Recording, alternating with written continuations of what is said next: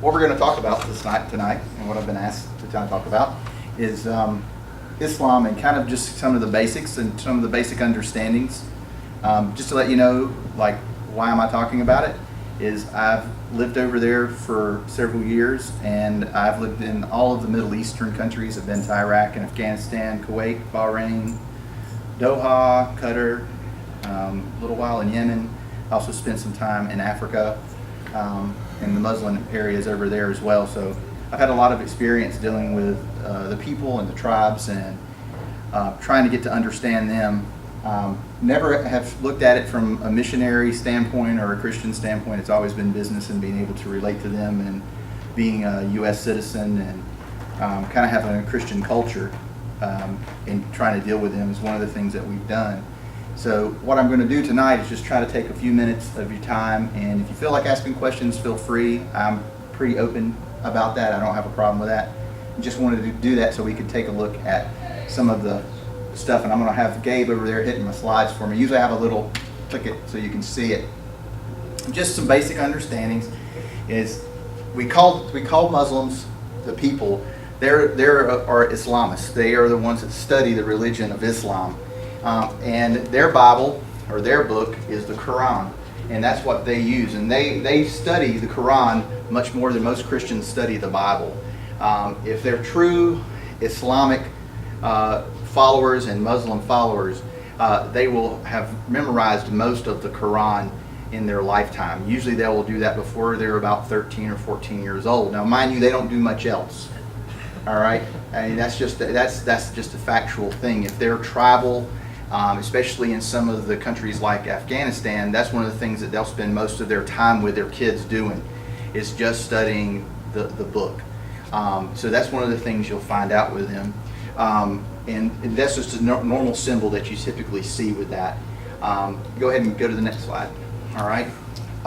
Another important factor to understand Islamic culture is to understand that the Middle Eastern countries that we talk about are a very, very small portion of what people see. The majority of Islam is actually in other parts of Asia and Indonesia and Africa. That's where most of your Muslims are found. Very few of them are actually found. You're only getting a small percentage in the Middle Eastern countries that we're familiar with. They make up a vast majority of what we hear about because we hear about it on the news.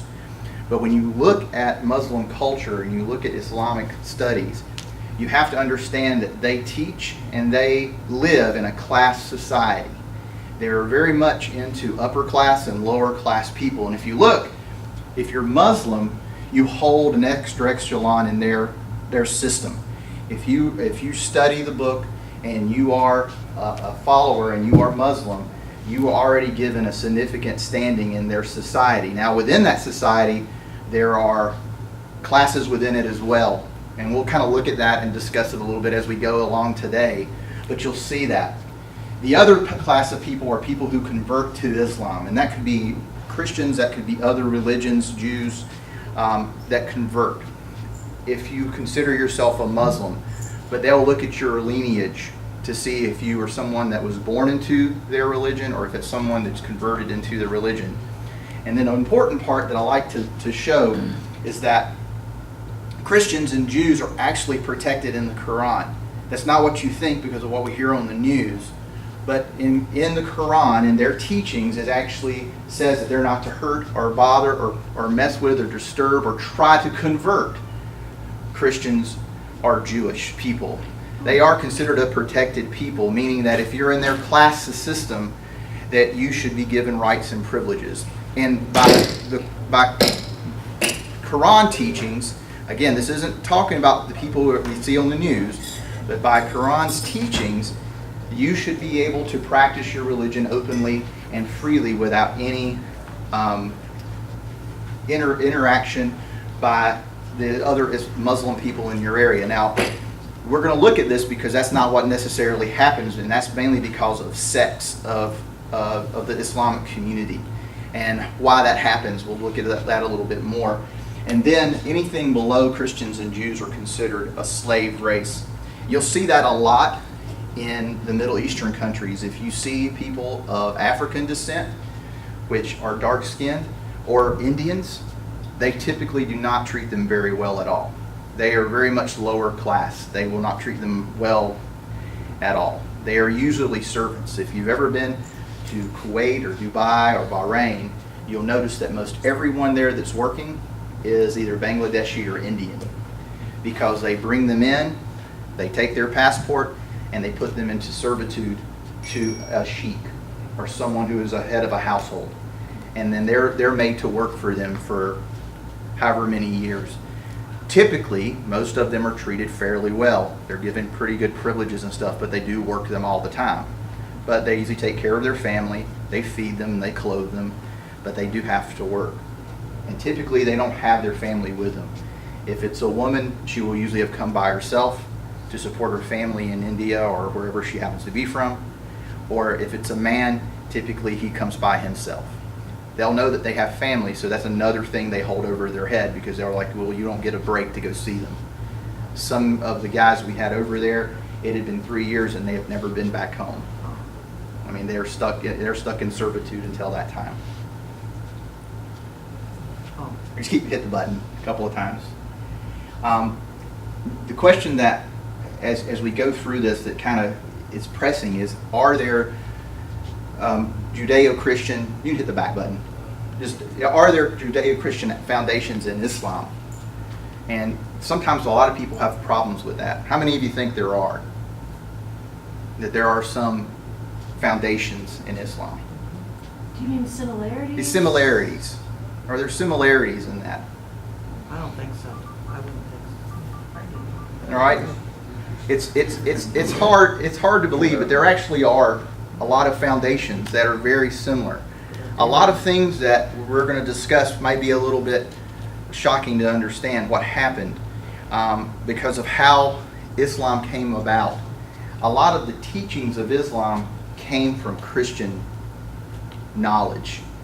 And very likely, if you look at the history of it, a lot of the stuff that Muhammad, which we'll talk about in a few minutes, actually speaks about in the Quran and has written in the Quran, or that has been written from his teachings in the Quran, actually probably came from more Christian backing, especially Jewish backing, because it came from people traveling overseas and on trade routes, and that information kind of came back around. So if you look at a lot of the things and you're studying it and you look at some of the research behind it, some of it very much may have been involved with Christian beliefs and teachings. It's just that they took those beliefs and those understandings and they put it a whole different spin on it. So it makes it a little unnerving as we look at it. All right? But it's just an interesting fact. So, all right? They are monotheists. They only believe in one God, and that's it. Their God, they refer to him as Allah. It in reference to that is our God, if you want to say it. That is, it's a oneness, it's a one supreme being, it's created everything. That is what they believe in. And the thing that you'll hear about is the fitra, which is their constitution or nature. And they believe that everyone is born Muslim. They may be trained differently, but you're born Muslim. So if you're a child and you're born and they happen to be raised by a Muslim family, then that's the oneness. They will raise you as Muslim. If you come into their family, you are expected to convert to being a Muslim. And it's like some of the religions we have in this country. The same thing happens. If you are to go into that family, they want you to convert to their belief system. And that's something that you'll find. One of the things that I try to throw in here is things that you commonly see, and people always want to go like, well, what's that mean and why do they do that? You know, that's kind of like, tell me why. Well, one of the things you'll see is prayer beads, and you'll see that being used, especially by a lot of older persons of the Islamic faith. Prayer beads have 99 beads that are wrapped, or 33 beads rather, that are wrapped around a central core.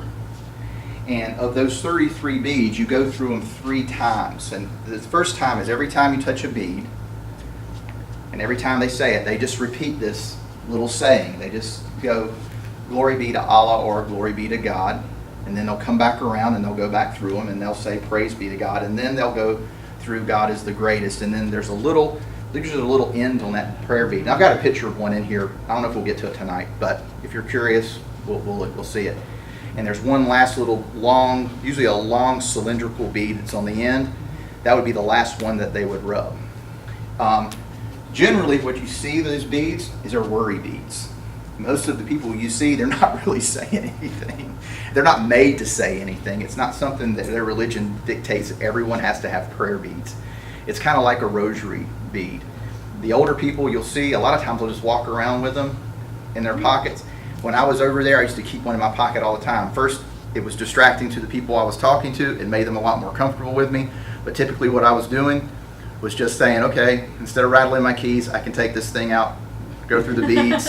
And they're like, hey, cool, you know? So it's not anything you have to do, but if they are using them for the purposes of prayer, that's one of the things that you'll see them. And all it is something called a dhikr, or a devotional act. The people that do it are doing it because they're looking at it as a devotion. It's very similar to us just saying a prayer or reading a devotional hymnal or something. It's very similar in nature. It's just something that they do all the time. All right. One of the things that kind of opens up some of the understanding is that they don't believe in the Trinity. It's not to say they don't believe in Jesus. As a matter of fact, we're going to find out here a little bit, they really do believe in Jesus. They do believe he existed. They do believe that he was a person. They just don't believe in the Trinity. And this is an area that some of the extremists in the Islamic religions have used against Christians. Because understand what I said in the very beginning.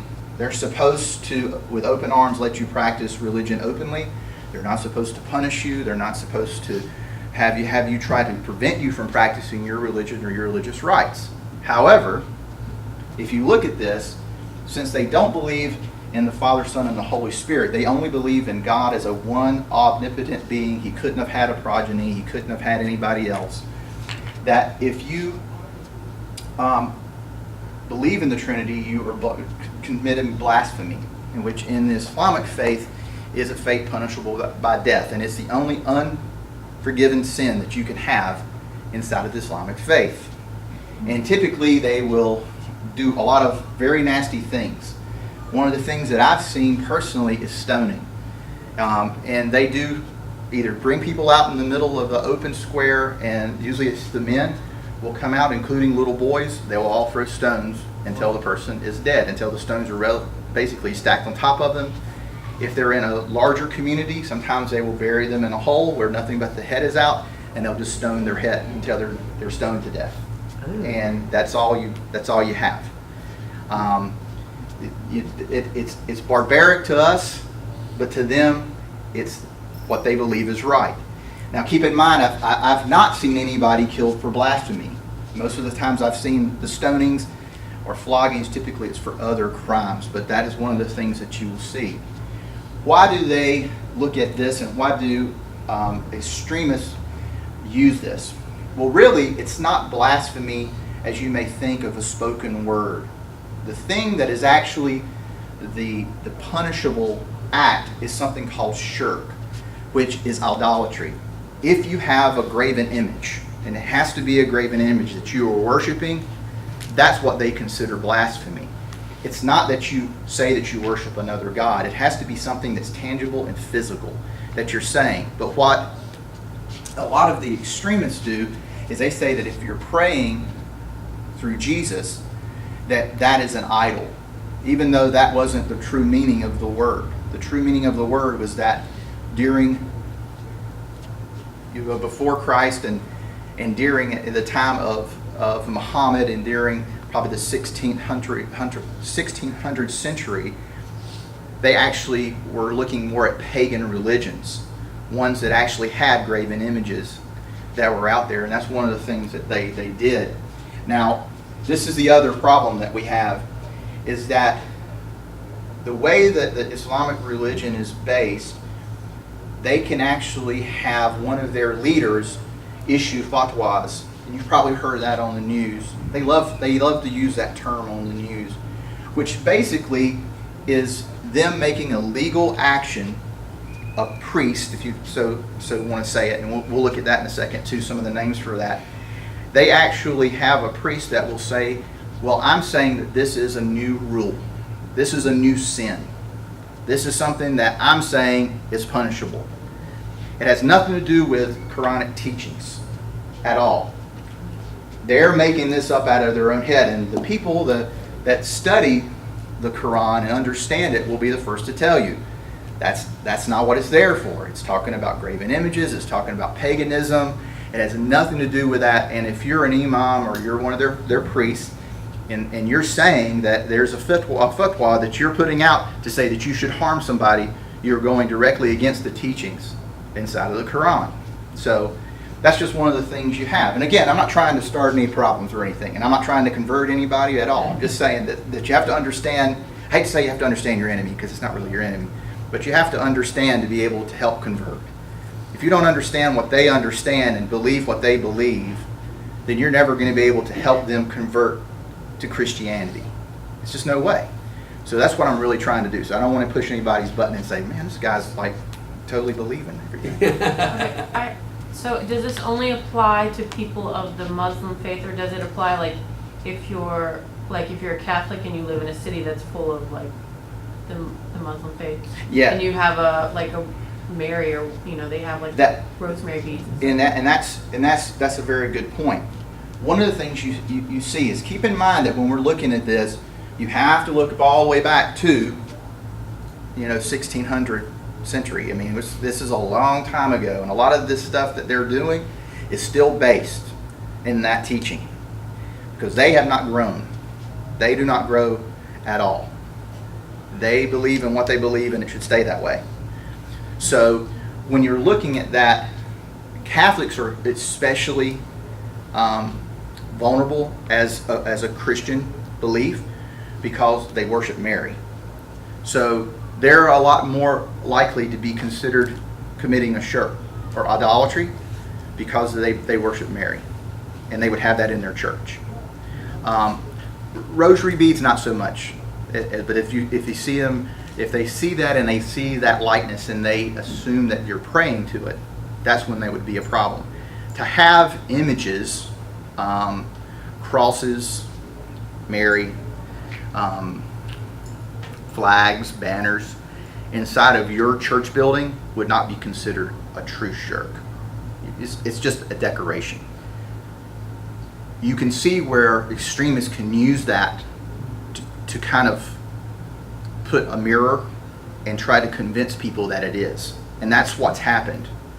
And when we look at this, I as I'm talking about this, I want you to understand, and it's the first thing I said, is this is a small percentage that we typically are thinking about. It just looks like it's enormous because we see it on the news every day. But there are plenty of Indonesian countries that are Muslim that they don't care. They just want to be left alone. You do your thing, I do my thing, high five, let's have commerce, don't worry about it, chill out. But then you have the Islamic extremists of these few countries that are in the Arab region, and we'll explain, hopefully we'll get to that tonight, explain why that is, that have used their religion as a tool to try to do what's best for them and to use it for political gain. And that's where we ended up fighting. So most of them, that this wouldn't apply to like just people living in their area, aside from the No. extremists. They would. And there are even small numbers, but even if you go into, and I'll just use Afghanistan because I'm very familiar with that area. If you go to Kabul, for instance, there are small Christian enclaves there that are still there, and it's very political. So they're there because they allow them to be there. But if you use something that we hear about, the Taliban they don't have anything to do with Islam. They are Muslims that use Islam as a tool for terror.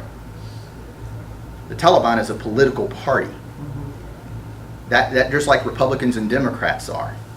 But we hear the Taliban and we assume immediately, oh, you're saying that they're Muslims. They are Muslims. They're not very Islamic, though.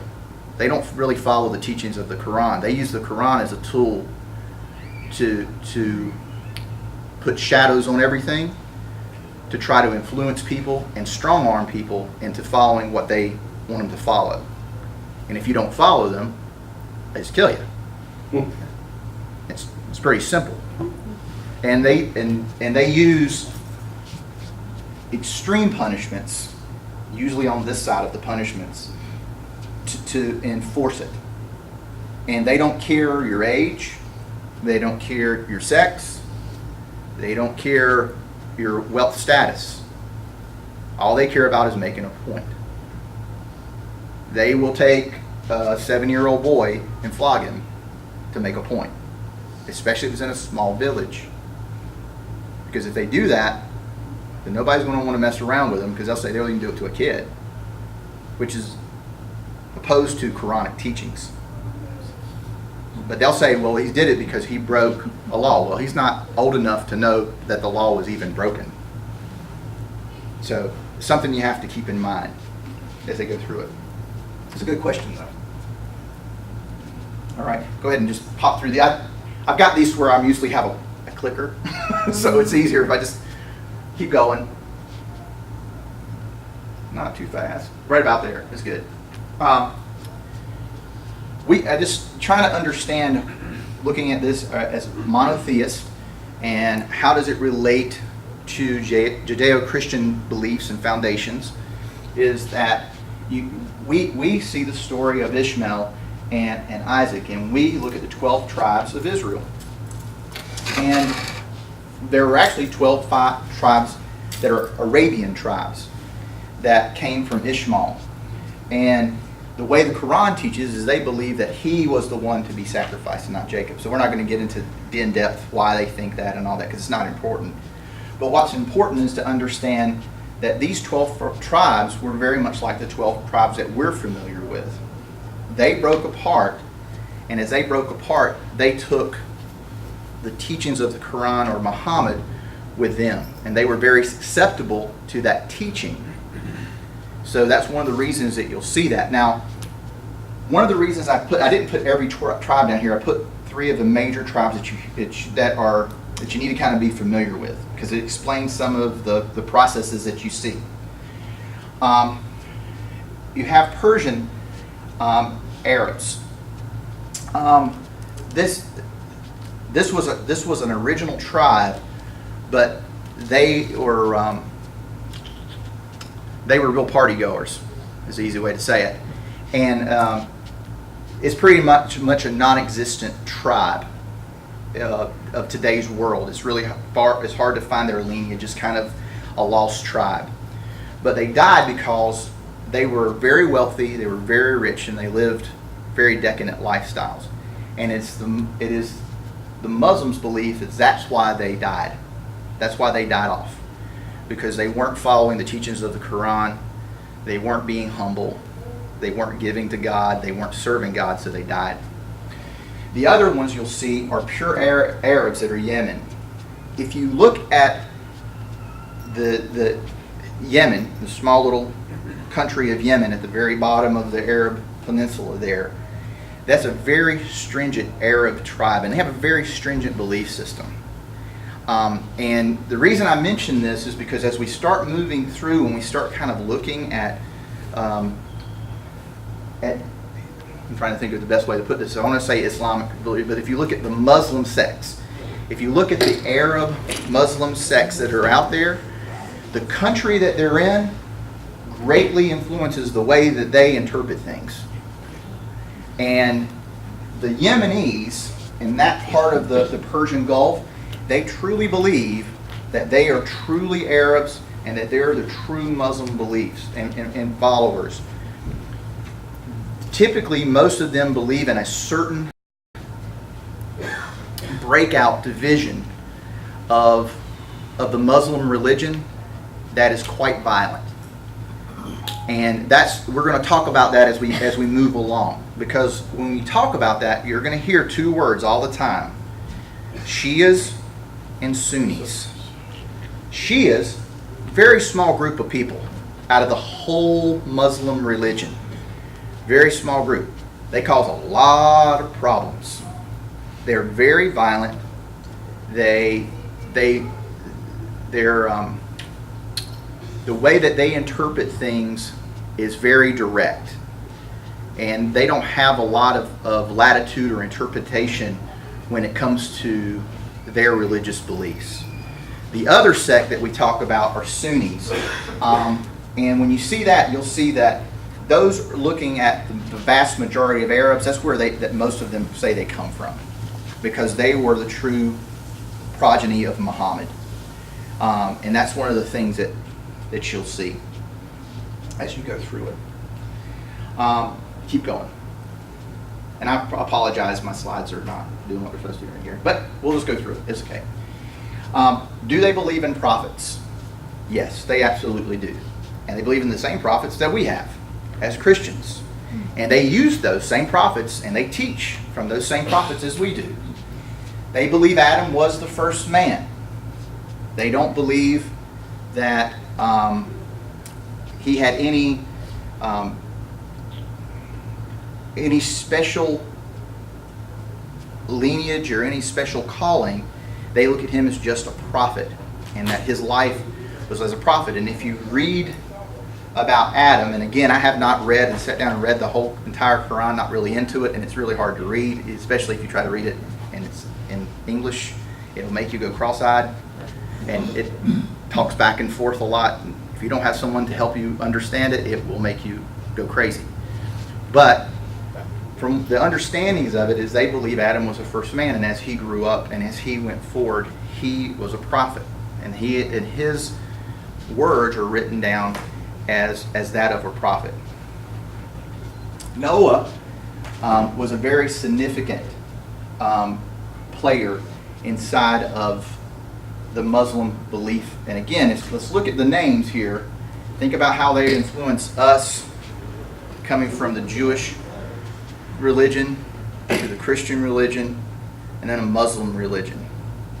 And that if you look at the way this kind of flows, that's what you're going to see. There was a Jewish religion, there was cultures, there was Adam, there was Noah, there was Moses, there was Abraham. All those things thematically are in the Quran as well. So it's just an interesting thing to kind of get your mind wrapped around, because they are talking about the same people, and a lot of the same stories that we know about are exactly the same. So if anything else, the Quran proves that Christianity is real more than it disproves it. All right.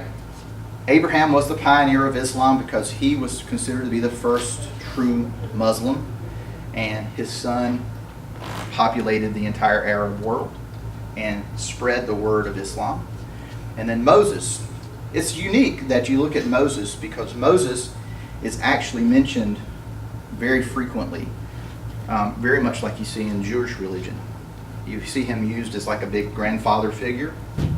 And that's one of the main things that we look at, is how he carried himself, is how they want themselves to be carried. When you look at that and you see how they kind of tie together, you can see there are some similarities in our two religions. While we bump heads a lot and we don't see eye to eye, there are similarities in how they get there and why they see what they see. You can go ahead and flip it. All right. Do they believe in Jesus? They do. You have to believe in Jesus to be a Muslim, because he's a prophet and he's in the Quran. There's a book in the Quran that was written by Jesus. So if you don't believe in Jesus, you can't believe in the Quran, and you can't be Muslim. So that's usually a shock to a lot of people, because they're like, well, they don't believe in Jesus. They don't believe in Jesus as we see Jesus. They believe Jesus as a walking, talking man that was a prophet, that walked around, spread the good word, and he just happened to be misguided. He should have been talking about Muslims and Islamic beliefs and been a Muslim and not a Christian. All right? These are just some of the things that you'll see. Again, he followed the straight path. He was a good guy. They don't fight him very often. He's actually mentioned more often in the Quran than Muhammad, which is usually a shocker to most people, because they would think that is a very self-centered Muhammad. But again, the Quran wasn't literally written by Muhammad, just like our Bible wasn't literally written by God, by his hand. It was taught by his teaching, and prophets transcribed them into a book. So all the things that people say about the Bible, and maybe it was something transcribed just right, this, that, or the other thing. There were other books that weren't put in the Bible, things that same thing happens with the Quran. They have the same arguments that we have in our belief system with the Quran. All right? And this is where a big rub comes for us as Christians. Very much like Jewish faith, they don't believe in the New Testament. They believe that it was a misguided representation and that it's not authentic, and that the message was lost, and then Muhammad came and he restored it. So if you want to kind of look at it this way, this has just made it simple for me. This is the way I look at it, is the Quran is kind of like the New Testament for Muslims. Because they're not saying anything that happened in the past with the Jewish religion and the Bibles of the Old Testament. What they're really saying is that everything from that point on was looked at in a totally different way. And that's one of the reasons that we have the rub with it a lot of times. And this is just saying that he never claimed divinity. Again, not what we believe, but what they say, and he was just mortal. Go ahead and move on to it. There we go, Muhammad. So what is all the fuss about? Well, you got to kind of understand how the Quran was written, because again, that's what they base their religion on. All right, that's their good book. Muhammad was actually born in the Arabian city of Mecca, which is important because that becomes a very focal point that we hear about a lot of times when we're talking about the Muslim religion, or excuse me, the Islamic religion and Muslims. He was orphaned at a really early age, and again, there's the argument of how old he was, but he actually went to live with his grandfather and or uncle. Probably both, considering this is an Arab culture. They probably would have all lived together anyway. So he was carted off, he lived with them. He had a decent life. He mostly worked in the merchant's trade, did some wares and built things, but he traveled a lot. And there's a key, because he traveled a whole bunch, because he was in a very wealthy family for mercantile business.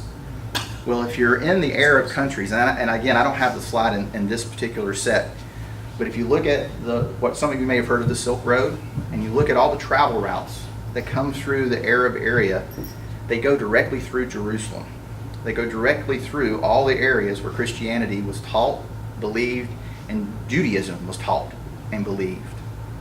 So it's very likely that in his travels, and again, this is my opinion, all right, that he more than likely was exposed to both the Christian belief and faith as well as the Jewish belief and faith. So kind of keep that in mind as we travel on with Mr. Muhammad. He was back in Mecca, and he used to go out basically for self-reflection, and he would go to a small series of caves where he would hang out, which isn't uncommon back in those days or any other time. He just got away.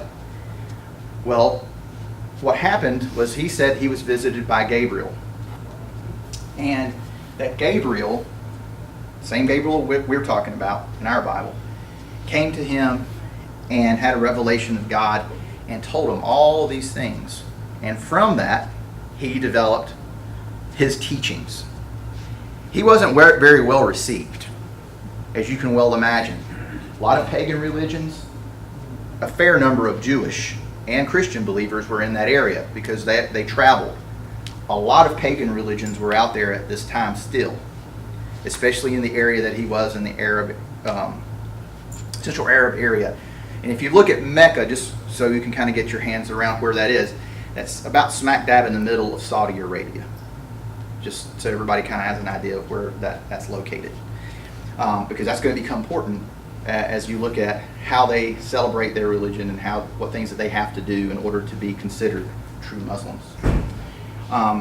So he went around and he tried to teach. He was actually run away from Mecca.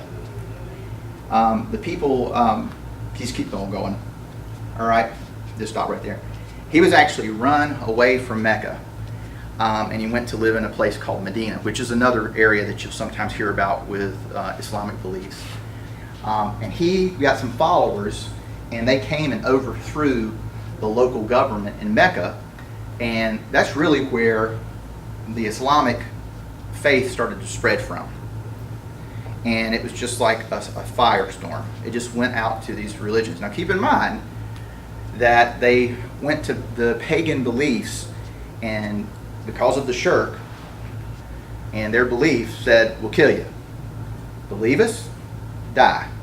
I believe whatever you tell me. I don't want to die. And they were not necessarily Muhammad, but people that he had preached to. They were enforcing that rule, which in their culture, in the Arab culture, is very, very common. Violence to control the populace is a very common thing in that area. All right.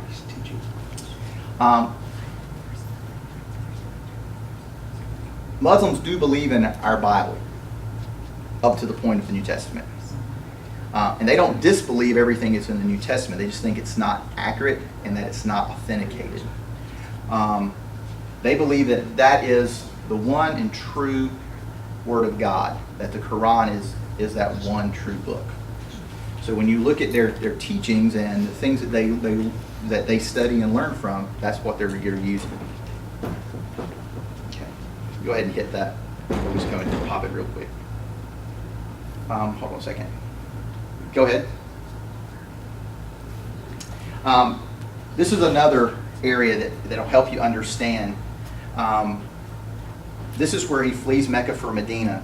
Notice that he went to a place that was called Hajara. If any of you have ever heard the term Hajis, we use that term a lot in the military. We like to call everybody from a foreign country a Haji. This area is where, or the name that they use in order to become a Haji. If you, as part of your belief system, as part of their belief system, they have to go to Mecca. Every Muslim, everybody that believes in their religion has to go to Mecca one time in their life. Once you go to Mecca, you can be called a Haji. For them, it's a positive thing. Americans, especially the military, it's usually made more of a joke of. All right? We just use it as somebody that's from that area. The other thing that's real important is that this is when they start their calendar. Everybody's heard of Ramadan, right? Well, if you look at Ramadan, that's kind of their Christmas, if you want to use it very loosely. That's when they celebrate that their religion started. Well, their calendar isn't like our calendar.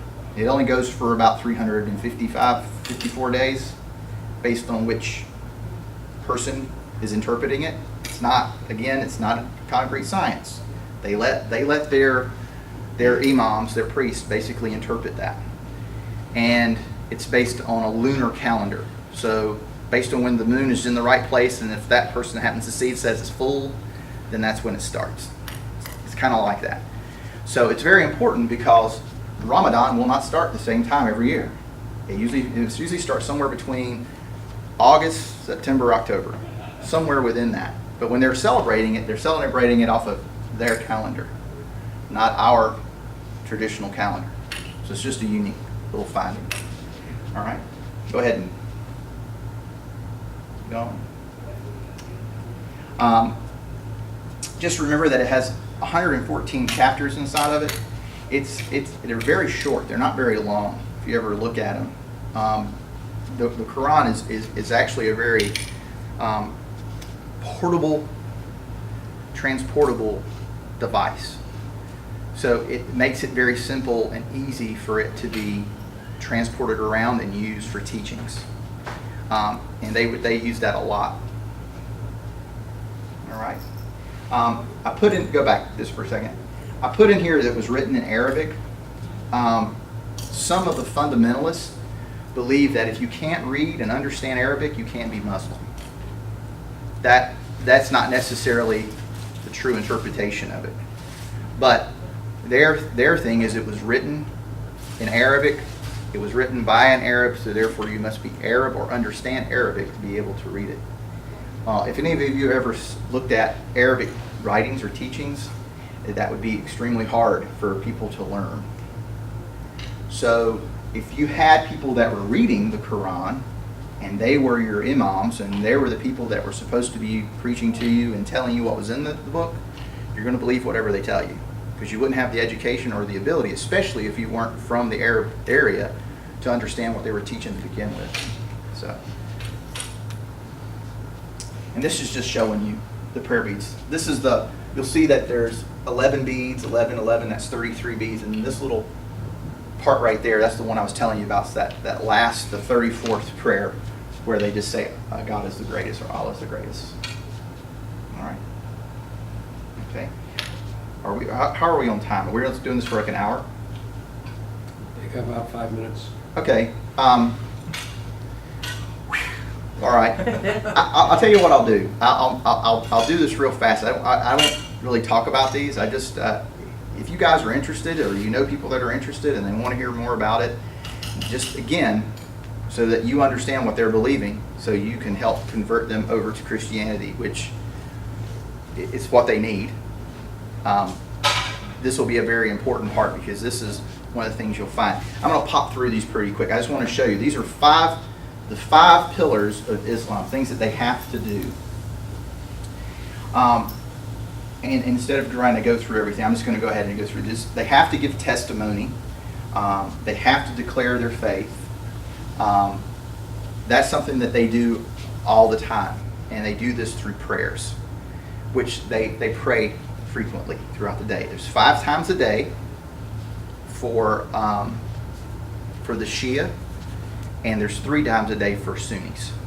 They do breakfast, lunch, and dinner, basically. The Shias believe in there's morning, mid-morning, afternoon, mid-afternoon, and then the last prayer of the day is when they pray. There's a few other denominations off of those that pray more frequently, but those are the main sects. Those are the main things that you'll see in their teaching. And this is what you'll see. This is their prayers. Okay. Another big thing is that they have to face Mecca and they have to wash before. They're very hygienic people. A lot of people think that Muslims are dirty. They're not very dirty. They're actually pretty clean. They don't use deodorant though.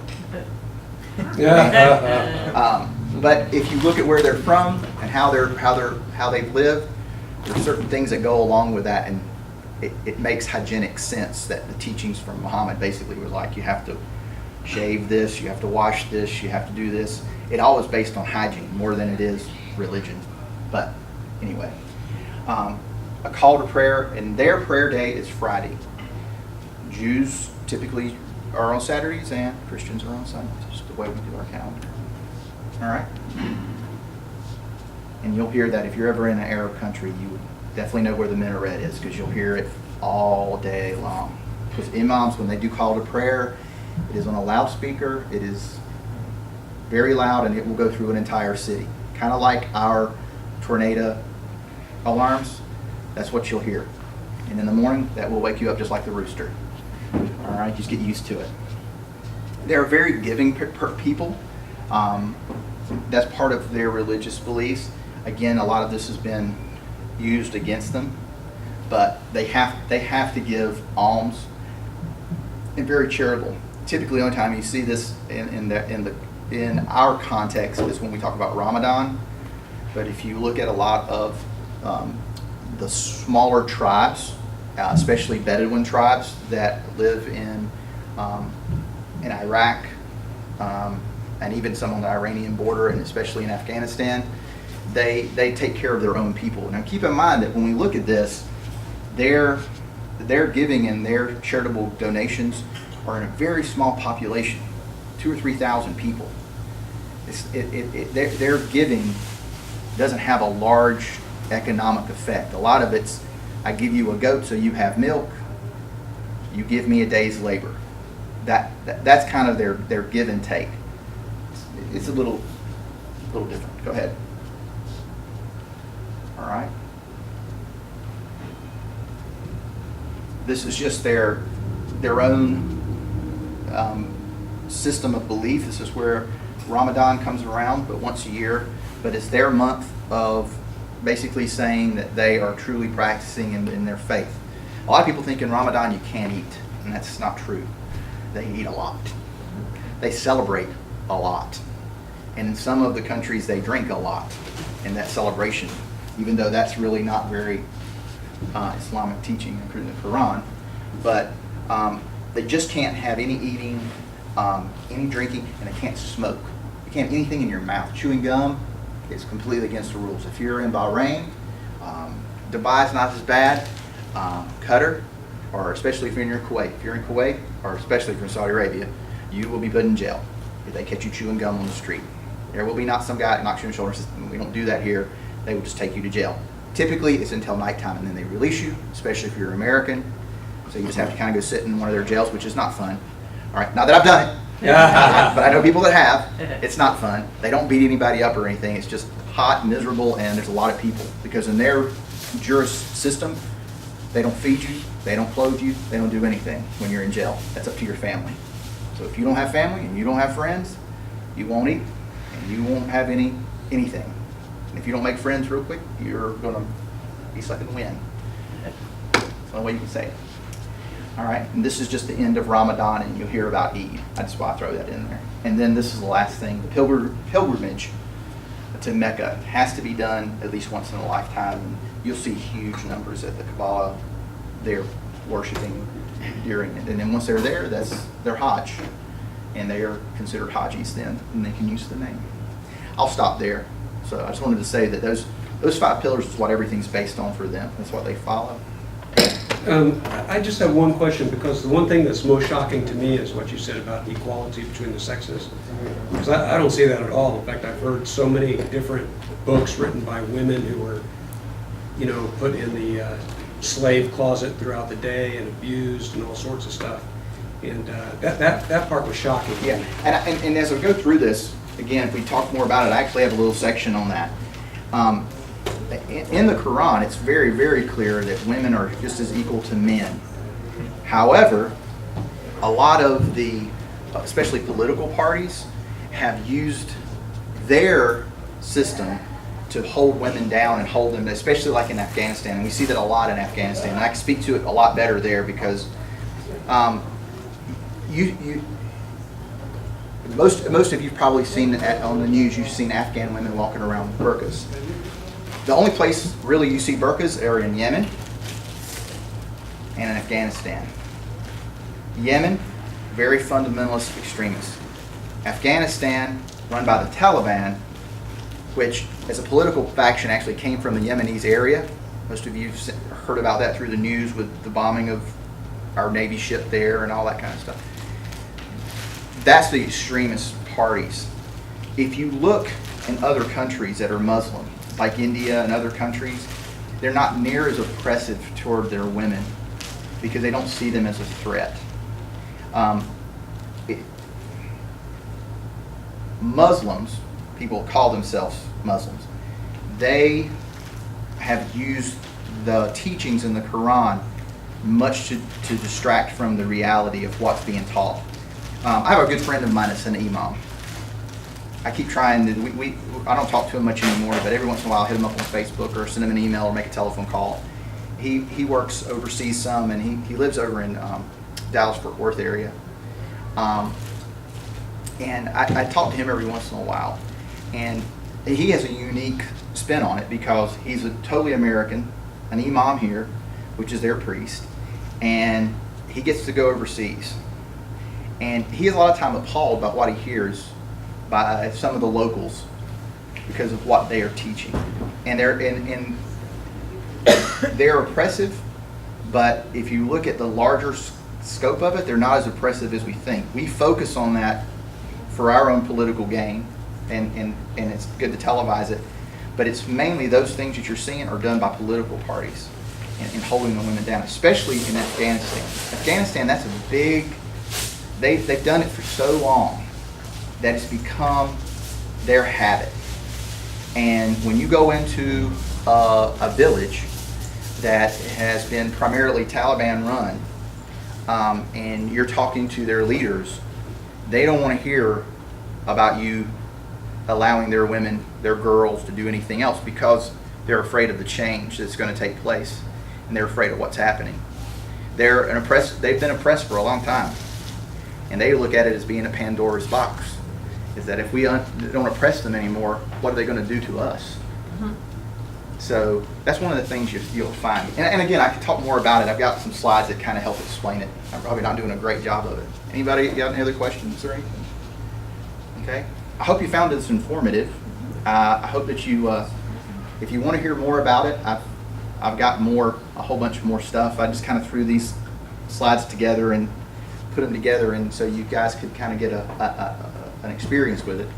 But it's my hope that in understanding people of the Islamic religion and of the Muslim faith, that it helps us in being able to understand them a little bit better, so we can better talk to them about Christianity. So, all right, I think it's probably time for us to go outside for something else. All right, ready, break.